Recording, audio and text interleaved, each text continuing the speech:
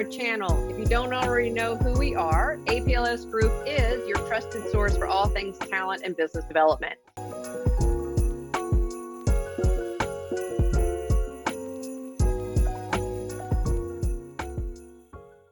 I think the other positive thing is, since the pandemic, what we're seeing and reading is that a lot of the market is going to be very employee-centered. They are predicting now that the company culture and business models are all going to be reinvented, and I'm seeing that daily with the clients that I work with. Thank you, Paige. The coaching conversation is just that. It is a conversation. So it's all about the exchange of information.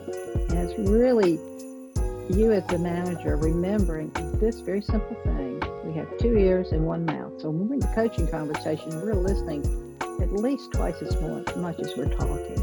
Because, change is the only constant. It's all around us all the time. And what I love about this quote up here by Hercules is that it was written over 3,500 years ago, long before you and I were around.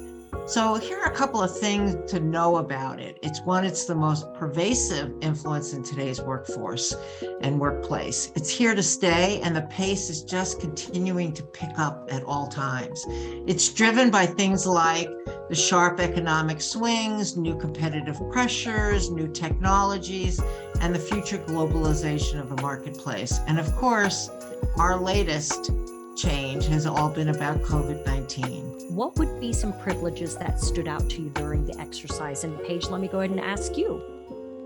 Well, you did touch on one about the left and right-handed, but I also, one of the ones that I think there was a question about, was there someone in your family that supported you? I can't remember exactly what that question was, but it was starting to paint that picture of, sure, you can ask the questions about that have to do with how much money your family has to be able to provide things for you, food, shelter.